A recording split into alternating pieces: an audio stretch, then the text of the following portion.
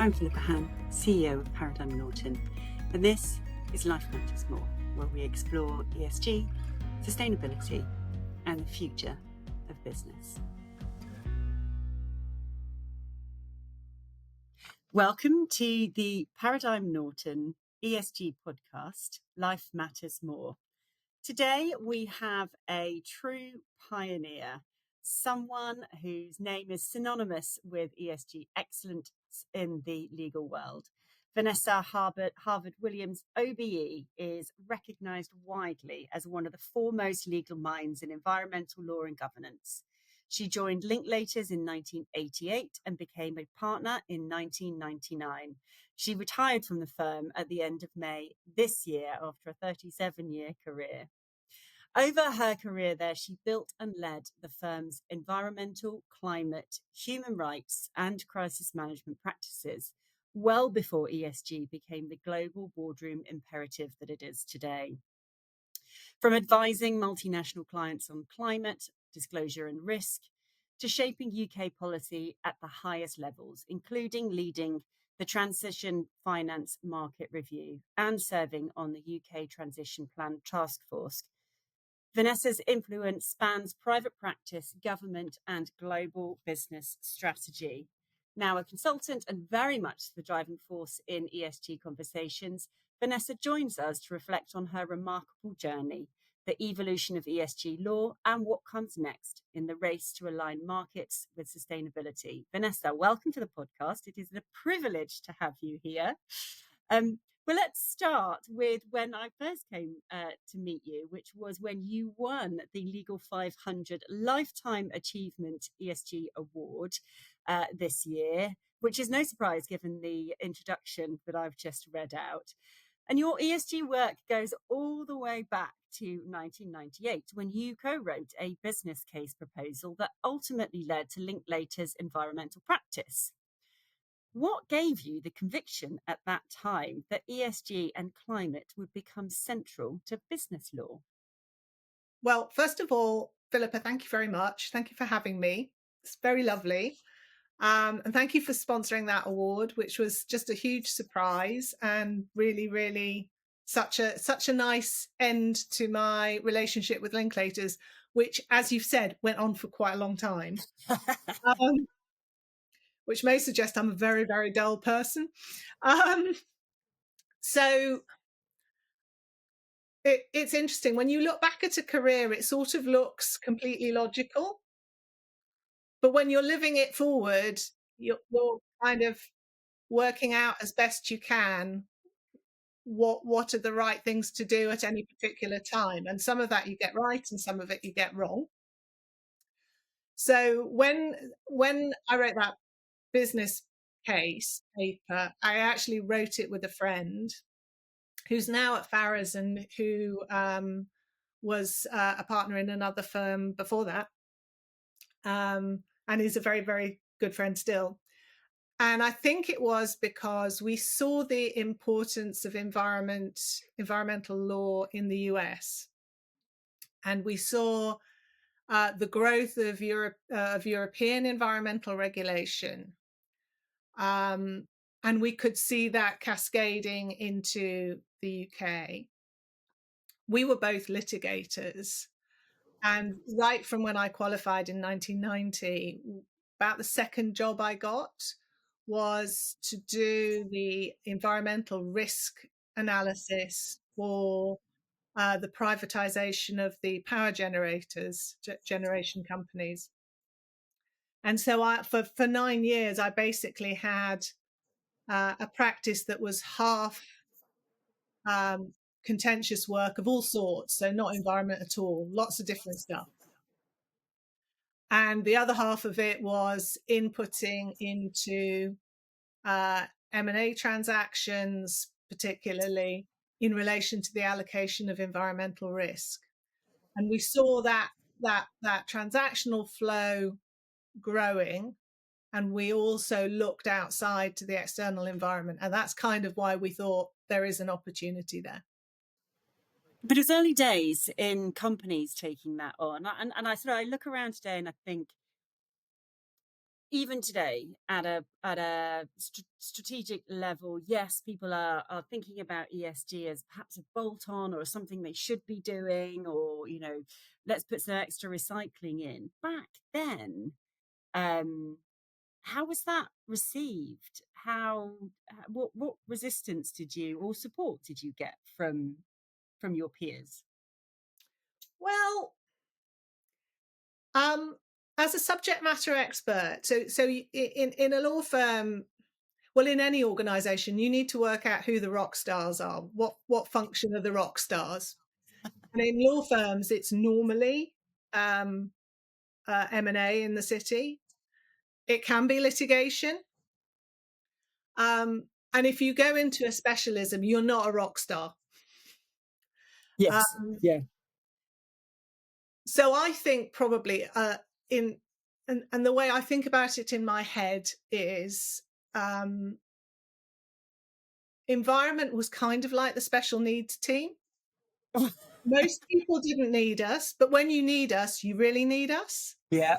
And I say that as somebody who's got one child who had SEN, and that was diagnosed early, and then another who had neurodivergence diagnosed later. And actually, when you're needed, you're absolutely core and essential. But it was definitely an area which was treated as non-financial risk. I mean, which is broadly bonkers, because Yes. actually when it manifests, it really is quite financial, quite significant. It was sort of low probability, high impact, and particularly relevant for certain sectors. So I'd have thought, I was kind of for a long time a pimple on the bottom. I think we all were, all of us in that space. But it was an area that grew over a very long time. Over my career, it grew in importance, but it started quite small. And I look back to you being an associate at Linklaters and coming up with this business case. I mean, as you say, you knew you weren't going to be the rock star. It wasn't the normal way of progressing your career. And yet you still had the bravery, the foresight, the tenacity to go down that route of presumably spending a lot of time outside of your normal chargeable hours, researching, learning, finding more information about all of this so that you could be a subject matter expert. I think if you're in this space, you are always learning, Mm. because it's changed so much. So in the first phase, it was a lot around operational regulation and contaminated land. And the city made an absolute complex exercise of how you allocated liability for contamination in the first phase of my career. And I am very tenacious. I'm quite good. I'm quite good at working out where the space is to move that other people won't necessarily see, and I'm less good in formal verticals. So it kind of fitted. I think it fits with my personality. You sound like a rock star to me. What can I say? But so you've helped clients over your career, you've helped clients navigate everything from disclosure to governance to reputational risk. Um, for those people sitting on boards, where do you see the biggest knowledge gaps today for boards trying to integrate ESG in a credible way? So I think first of all, it's not new for boards to have to deal with knowledge gaps and areas that they have to upskill on. So I sit on the board of UK Export Finance, and one of the things I'm thinking about that I need to upskill on is AI and the role of AI and how that docks into financial services. And And so I think there is a piece which is just neutral about identifying trends and thinking as an ed. How do you engage with that? How do you give yourself the basic information to be able and understanding to be able to probe? I think ESG is interesting because it has a lot of baggage with it, and it seems to attract strong emotion on both sides of the fence. When to me, actually, it's also, in neutral terms, an issue that one has to think about because it has very significant financial opportunity and financial risk attached, and you're effectively responding to an industrial revolution. So there's geopolitics, there's an industrial revolution, and there's what does it mean for the organization. So I think you have to start by working out what your bias is, and we've all got one. And Yeah. I've clearly got one, given what I've done Yes. and how I lean into the area. And you might have other biases. And then I think there is a piece around understanding how the regulatory developments have kind of pushed this into a compliance disclosure box, and that has had unintended consequences, that we've kind of lost the strategic importance of what's happening, and we may have disconnected ESG from the exponential growth that's happening in renewables and batteries and electrified road transport. But actually it's all part of the same mosaic. So for a NED, I think it's understanding where we are on the regulatory expectations, but that's just one small part. The broader part, the governance docks into, is really around how does this affect strategy, both from a positive and a negative perspective. Does the organization have the right skill set? Is it thinking strategically? Does it have a plan? Does it have an end objective? What are the levers it's going to deploy? What's the process it has for delivery, and also understanding how it's progressing along the path and whether it needs to make adjustments? There's a lot there, isn't there? I mean, I sit on a couple of boards, and when you think about the whole plethora of things that you're responsible for and what you need to be on top of, um, I think it's a really challenging position to take, actually, being a non-exec. And if you were to uh, give somebody some advice on how to go about and get those learnings, is that because all of that stuff that you were talking about there, about what does the future hold, what the potential consequences, what are the effects on the particular industry that my company, that where I sit on the board, is might experience. Where can people go? How do you get that information? Where do you do that learning? Well, there are all sorts of different ways to do it.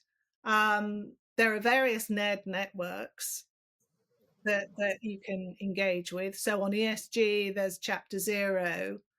There's the NEDs in Financial Services Network. And then what I do is I basically horizon scan pretty much daily, not just on ESG, because obviously I know that area well, but I'm looking for stuff that's coming out that is relevant to the organizations that I'm engaging with. There's far too much for you possibly to really drill down, but to have a sense as to what people are thinking about, significant papers that are coming out, trends, that's useful. So I use social media. So I use LinkedIn. I actually use Substack quite a lot. I used to use X, but that became quite full of stuff. So having a sense of of the flow of thinking is important. And I do lots of podcasts. I Yes. listen to podcasts a lot. Good.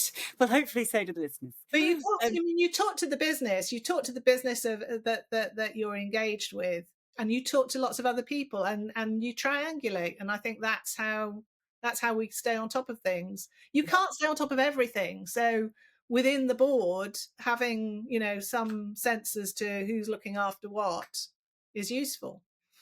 Yeah, the quality of good conversations, because they might be listening to a podcast you're not. But it's difficult being a Ned, because you just see a subset of stuff, and your responsibility really is to try and work out where the gaps are, where people might be missing things, or and to probe, and that is, I think, genuinely a difficult job anyway. And then you look at the context in which we're living at the moment, and it's very challenging.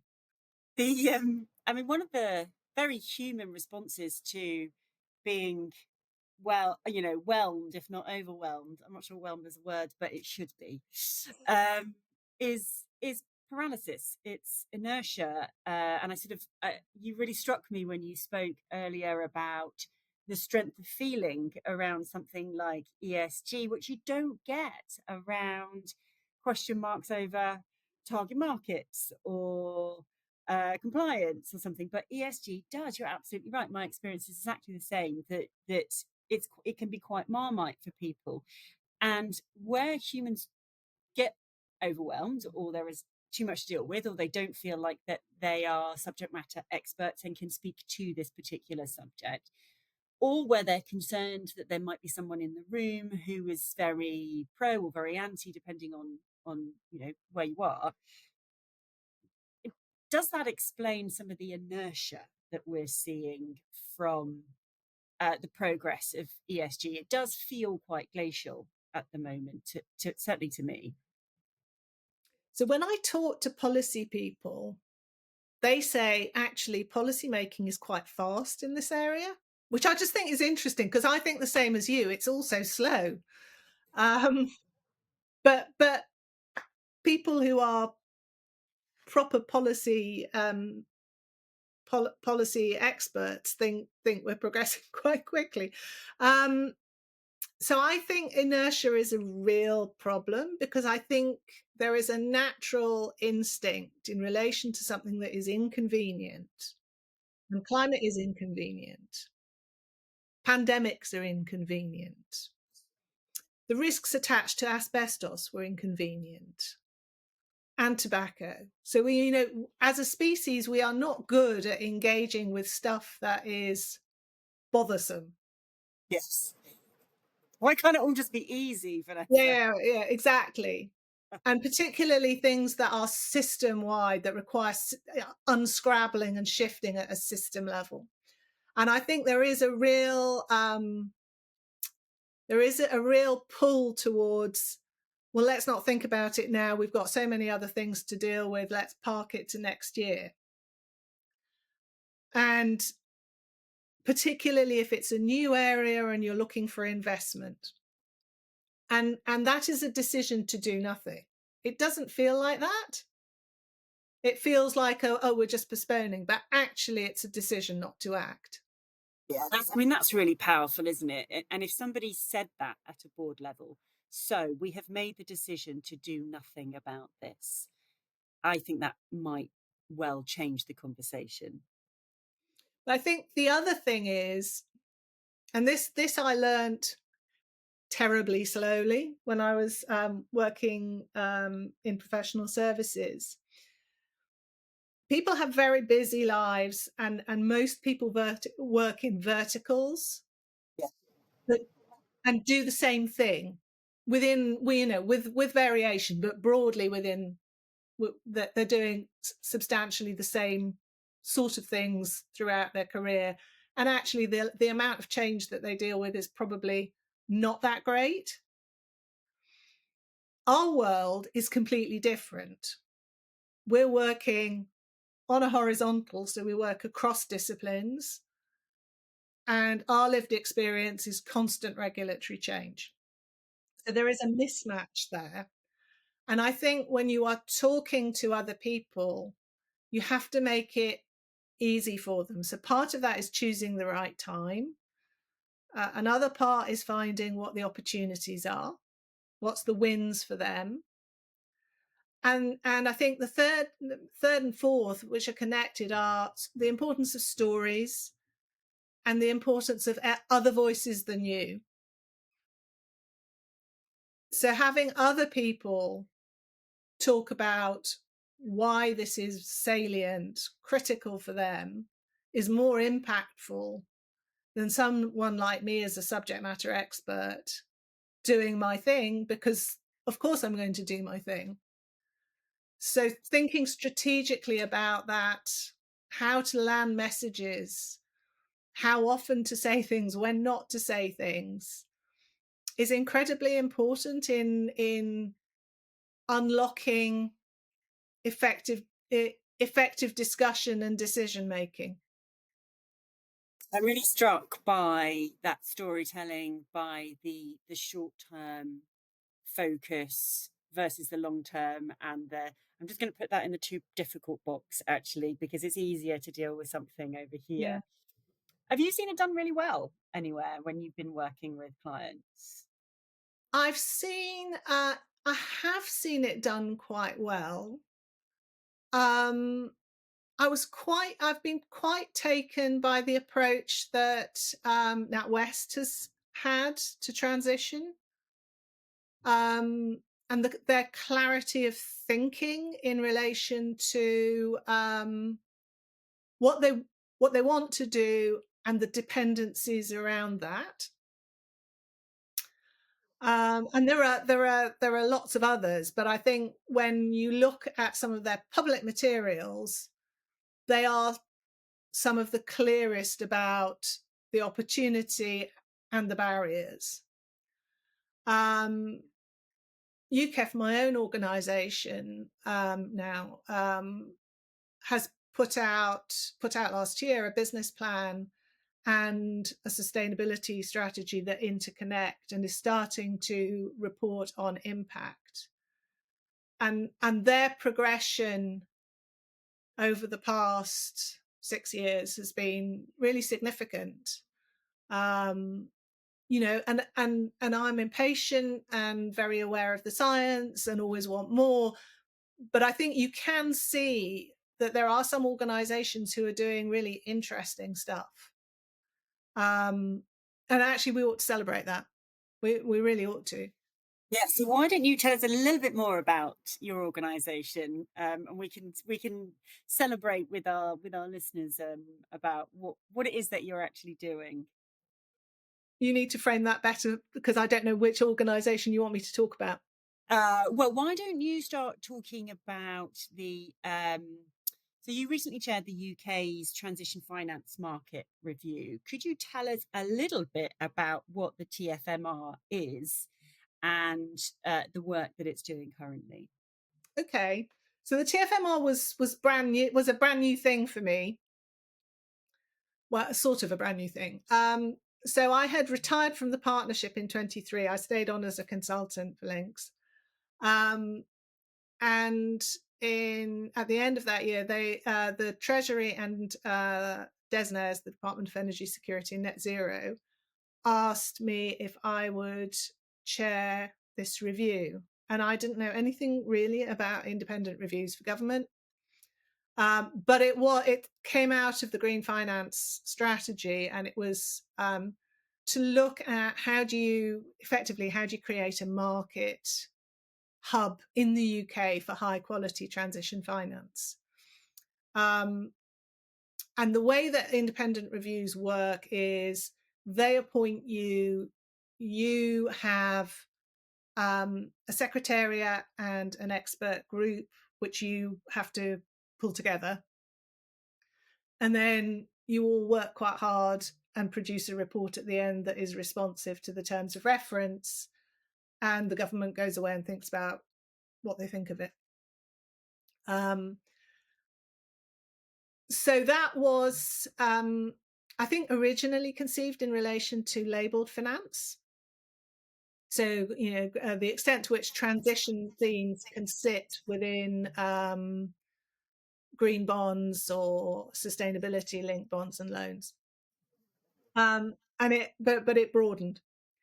And with an amazing secretariat, which was led out of the City of London, and a guy from DESNZ, well, actually I had a succession of people from DESNZ, and a really amazing expert group, we worked through looking at what the existing market landscape is and all the different things that we thought needed to happen to unlock the opportunities that you can see for the financial and professional services market in the UK, which is one of our biggest exports, but also actually for real economy exporters, because we have in actually globally spent lots of time defining what green is, so what renewable activities are. But we have been less good at focusing on the fact that we've got a whole bunch of high emitting sectors that need to transition also. And the review was looking at how do you deal with that bit, that quite tricky bit, and how do you open up the opportunities, both for the real economy sectors to transition, but that we're a small market for that, but really, how do you get the world to transition? And it was really interesting. It was really hard. I'm sure. I mean, that sounds incredible. Okay, so there's a couple of things I'm going to have to pick out. What is DESNZ? So DESNZ is the UK Department of Energy Security and Net Zero. Right. Okay. What else did you want? What else And did I I guess it's organise? the difference between green finance and transition finance. I'd be really interesting to dig into that a little bit more. So green finance started out really as a market construct and has been developed using market methodologies. So that, for example, standards that have been developed by the Climate Bonds Initiative, by the Loan Markets Association, and by ICMA, which is, I think, the International Capital Markets Association. So it started as a market generated solution, and it's a label that attaches if it's a green instrument on a use of proceeds basis. So you're getting finance to deploy in relation to green purposes, and those purposes are defined by reference to a list. There's usually a framework that sets out what the permitted activities are. There sort of wind farms and that kind of thing. Yeah. Okay. And then that sort of that has influenced the development of EU regulation, which has adopted a taxonomy approach, which I'm sure lots of people have heard about, which defines quite precisely what good looks like for particular activities in particular sectors. But a taxonomy is inevitably limited by the number of activities it defines. So it's not a universal thing. So we had in the review a big discussion about defining transition finance. And because this was a market review, we took lots of evidence from the market. The market was already grappling with the EU's green taxonomy. There are some transition taxonomies that have been developed, particularly in Asian markets. We talked about having a transition taxonomy here, but there wasn't support, there wasn't consistent support for a taxonomy-based approach. So I define transition as transition finance basically as finance that is unlocking the energy transition. But what we did was we looked at it by reference to a classification system. And we thought about finance in two different ways, at activity level and at entity level. So activity is the kind of use of proceeds stuff that I was talking about. So it's by reference to a project, or it's by reference to specific types of activity. Okay. Whereas at entity level is provided to the entity, and it's not ring fenced. Okay. Interesting. Yeah. And then and looking at classifying for transition finance, it's much easier to do that at activity level because it's more defined and limited. And it's really hard to do at entity level, and that's where a lot of the uncertainty is. And we thought about transition by reference to 4 basic financial strategies. And I'm sorry, this is getting quite nerdy, which were developed by GFANZ originally. So we took GFANZ's idea and used that. And those strategies are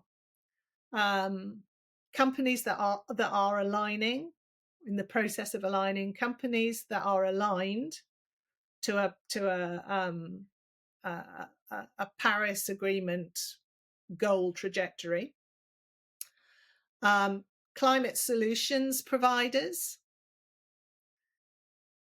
climate enablers, so that's people like mining companies that produce the raw metal, the rare metals and minerals that we need for lots of renewables. And the last one is the early retirement of high emitting assets, which we've done less on because that's an area of considerable expertise in Asia. They're doing a lot of work on that, and also in some of the European countries and in South America. But we've done less of that here. So this transition finance is about taking I guess the emitters, the current emitters, and helping them to transition to being greener. Yes, yes, layman. That's right. And those high emitters, people think immediately about oil and gas, but actually it's more about a whole range of different sectors. So sectors that consume a lot of energy.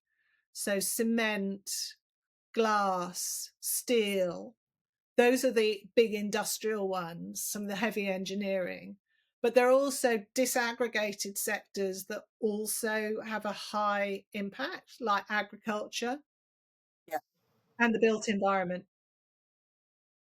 So it's a big bucket of stuff. Yeah, that's huge. So I can understand why you said it was hard, and I can understand why you said it was interesting. But I mean, what were the sort of big takeaways from it? Were there any big surprises in where the market's being held back, or where there's real momentum? So I think the first thing to say is the market is really interested. Okay. The market was so engaged in the process. We had so many inputs, so much help, so many different views, actually. The market wants to engage. It sees the opportunity. The problem is that at the moment, the regulatory and policy environment that we have is optimized for the world that we lived in. I mean, obviously it is. So the incentivization is in the wrong place for where it needs to get to for a low carbon way of doing things. So we've got lots of incentivization in relation to fossil fuels, for example. We actually have relatively little incentivization in relation to renewables. So what does that incentivization look like? So some of it is tax reliefs and tax favourable tax treatment. Some of it might be grants. So it's looking at where is public money going, or public benefit going. And actually, I haven't spent lots of time looking at where it goes on fossil fuel, because that's not what I have to solve. But I have talked to people about the investability of transition technologies, and that is an area where it's not currently working right. And to unscramble that, there is part of that which is about financial regulation, but really the big area that we need to focus on, and focus at a really granular, nerdy level, is the real economy sector approach. So if to get to where we need to get to by 2030, by 2035, by 2045, what is the national sector pathway for each relevant sector? What does good look like for a steel company by 2030 if it's operating in Europe? And that is different by country and by sector, because it depends on your energy base, the extent to which your grid is capable of serving a diffuse, decarbonised set of power sources. And it also depends on demand creation and the development of a supply chain and the staging of a supply chain, so that it can meet what you need to do in that sector. So it's really quite granular. And where I think we need to move to is to start having more integrated policy and sector and finance conversations. So basically put everybody in the same room. Yeah. You need civil society there as well, because there are big social issues to navigate, and local government, and work out by sector or subsector what's the pathway and how do you need to adjust the policy. And the risk is, it's really painful. I'm not saying it's not painful, but unless you do it that way, your risk is that unwittingly you write policy that is then not investable. Yeah. And so that I think was the big learning, and that's why real economy policy is right at the front of the review. It's in the second chapter.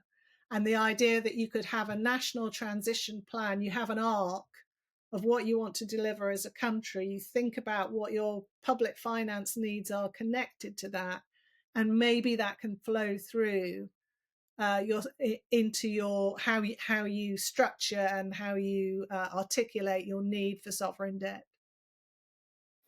Wow. I mean, this is just huge. How on earth, how do you get your arms around all of this? Slowly. Yeah.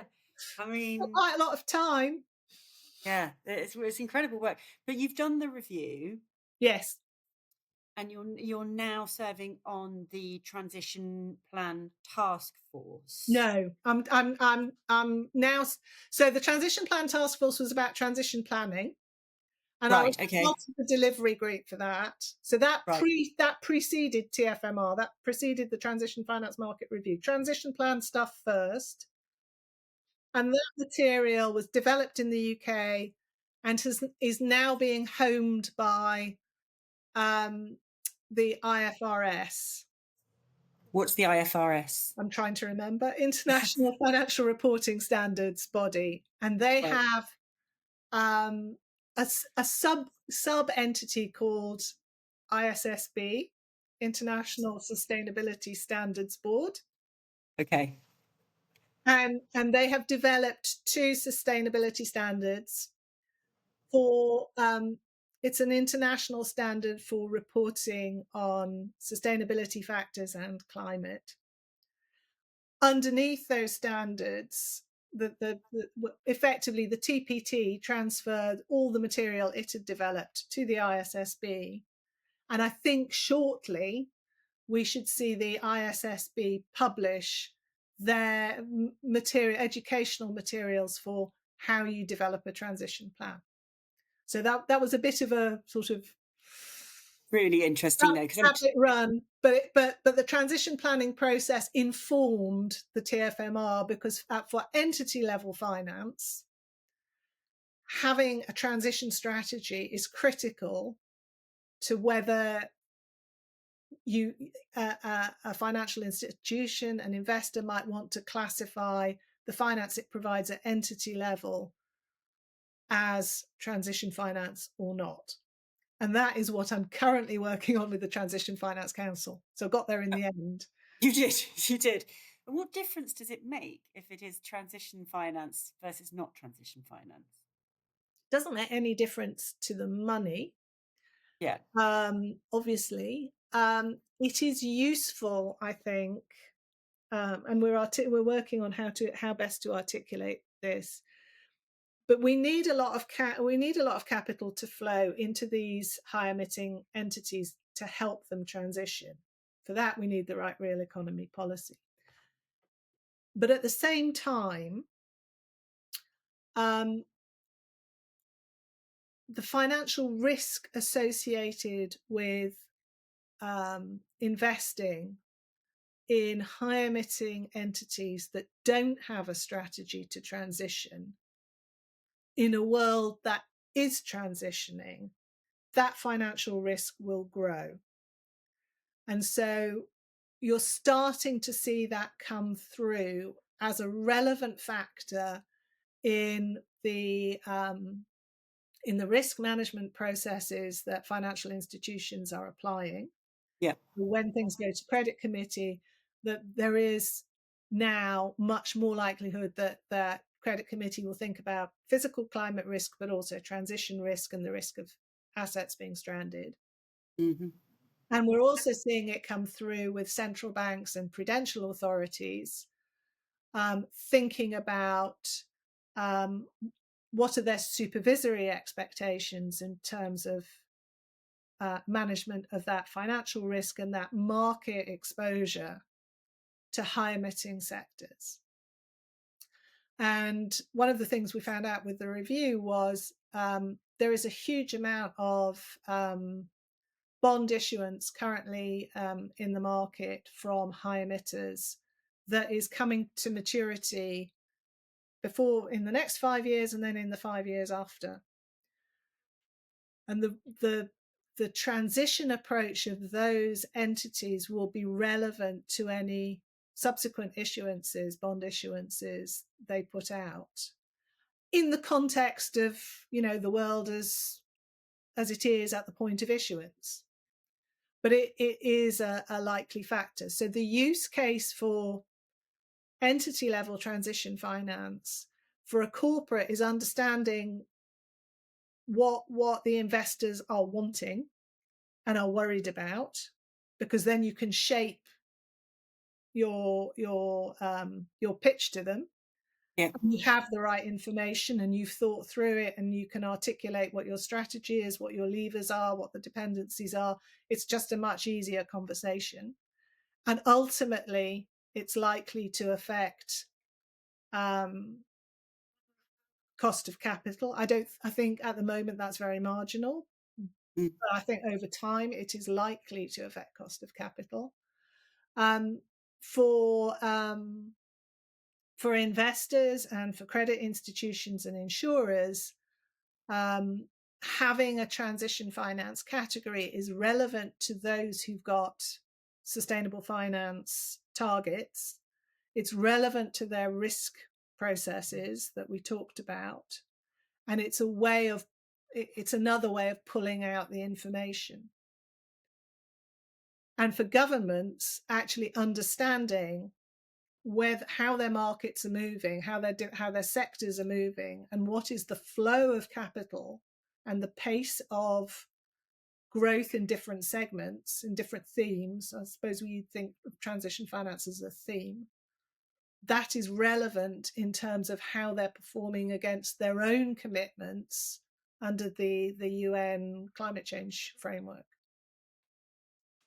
There's always that. I'm always interested in that the two major forces between government regulation around this stuff, which can be fairly quick to change things, and market-driven change. Where do you think the biggest driver will come from?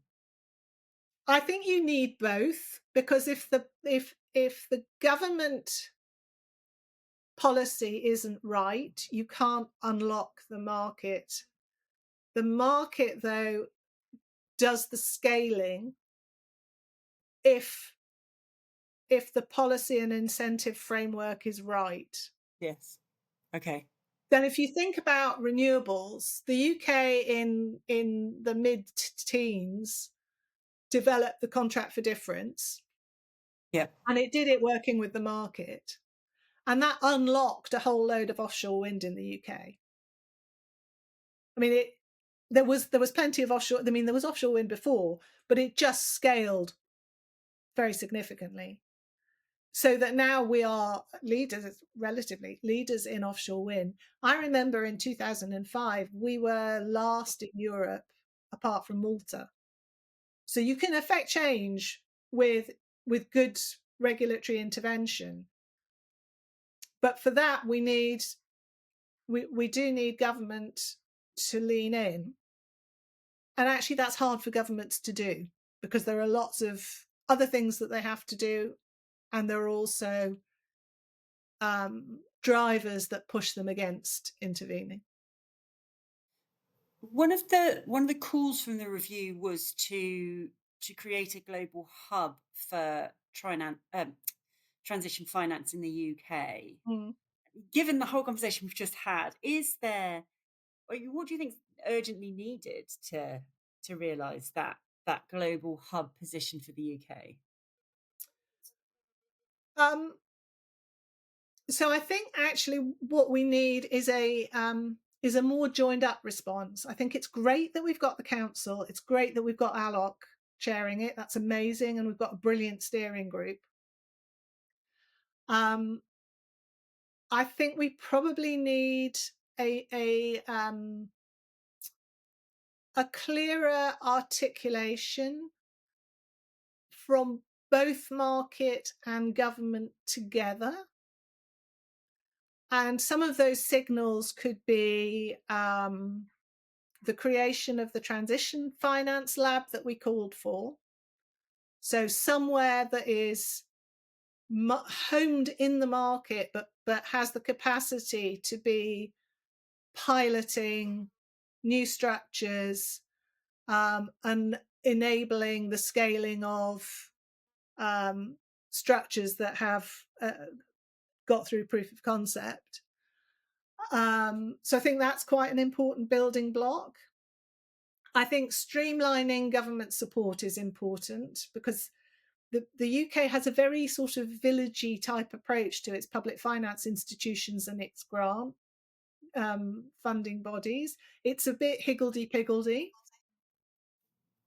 And actually, we need a way of pulling that together so that we make it easy to deploy grant plus public finance institution funding plus private capital more strategically. Yeah. And if we could do that, I think that would actually make quite a big difference. And that's partly to do with how do you just make it more navigable. And it's also about within the public financial institutions, they are broadly expected to work on a commercial basis. I'm not arguing that they should move entirely to catalytic, but it feels like there could be space for some catalytic funding or the management of grants to deliver the catalytic component of funding. And that might require a change in mandate and maybe a change in cultural approach. So I think there are those elements. And then the other bit that I think is really important, I talked about the Transition Plan Taskforce work and the ISSB. The UK is basically a big source of the intellectual capital behind the standards and transition plan disclosure framework. We really need to embrace those standards, and we need to find a way of developing policy more quickly, so getting things out more quickly. And I think that the election has created some delays. The difficult environment doesn't make anything easier. But that is a big step that needs to happen and needs to happen without more delay because we've been sitting on ISSB and transition planning for a while now. And who is it that needs to adopt the standards? So I think that it needs to come out through regulation. So that's a Right. government action. So Okay. it's how do we mash up the market enthusiasm with the government policy making to make it more effective. I think that's the area that the UK has an opportunity to pull together using the TFMR. Yeah. And I'm really conscious, having been at Ecosperity in Singapore in May, that while the UK may get a lot of its news from the US, Asia is already thinking hard about transition and is working on it, and so is the Gulf. It would be a shame for us to do so much of the preparatory work and let other people dominate Yeah. in relation to actually delivering transition and delivering transition finance. I'm not saying we're the only kid on the block. We clearly need to collaborate across markets. But I don't want us to be the expert in the cupboard. Yes. That's such a great phrase. All right. So I've got another couple of questions. So we'll move away Yeah. from the incredibly interesting TFMR work that you're doing to a more sort of granular place.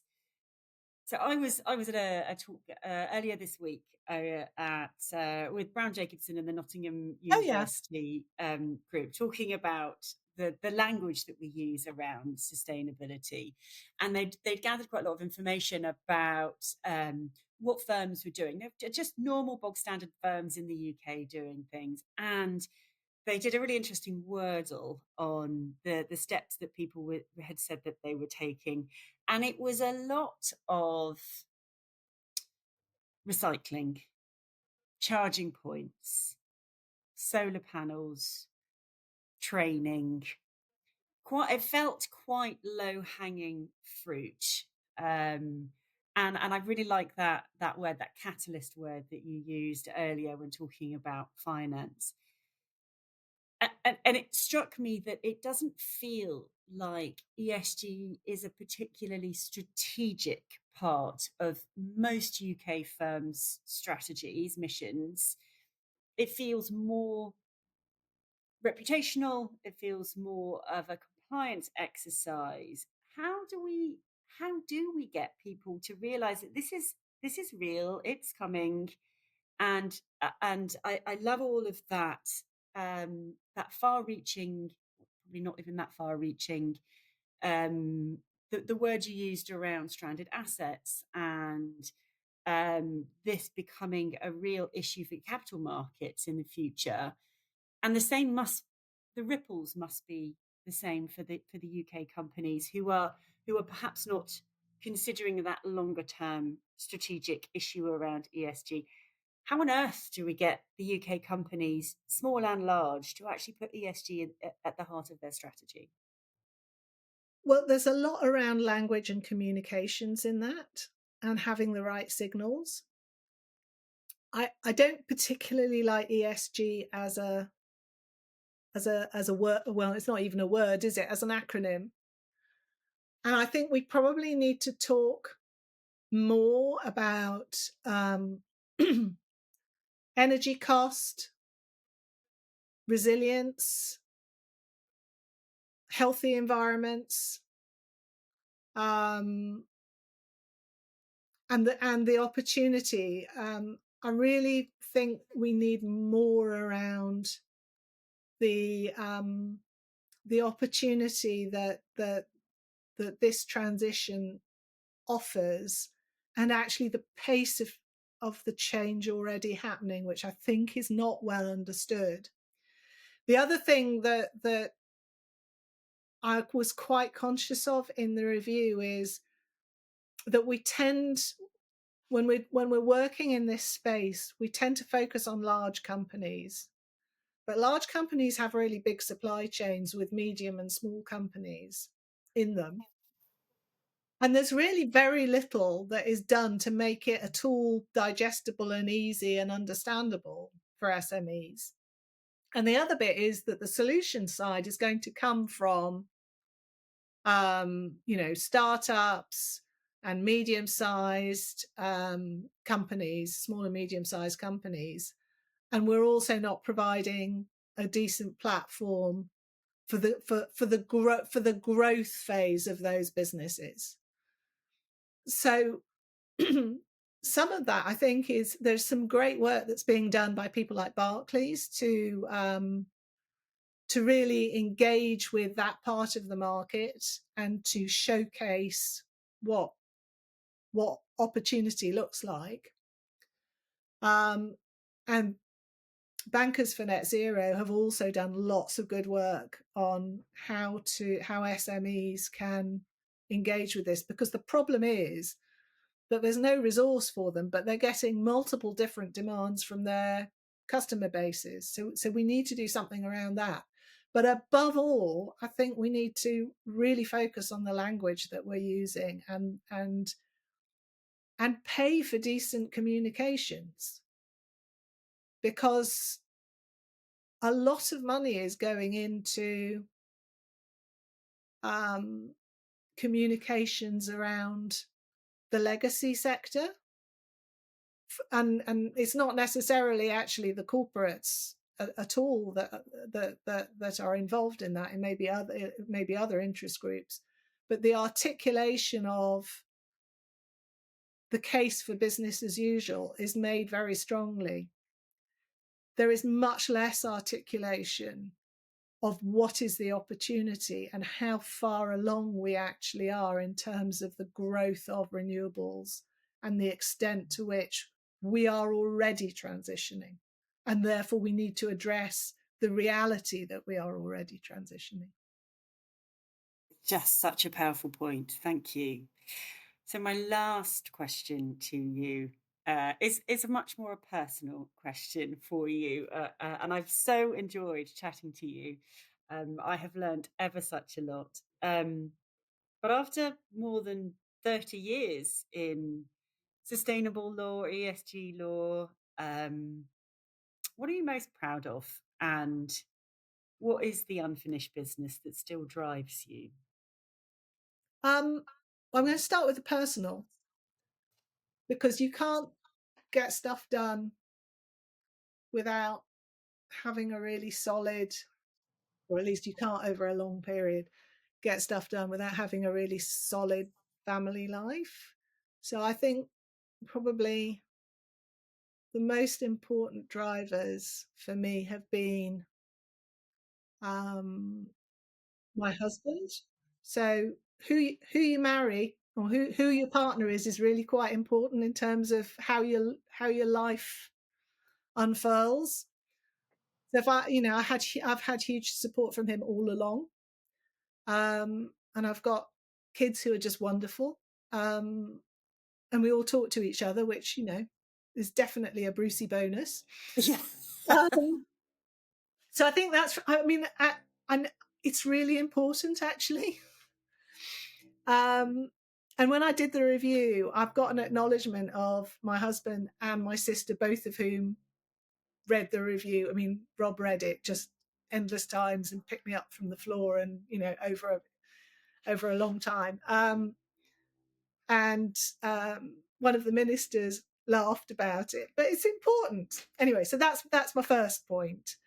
In terms of work, I think the thing I'm most proud of at a sort of system level is all the people who I've worked with, all the friends at Linklaters who did stuff with me, because a lot of this is collaboration. This isn't somebody doing stuff on their own.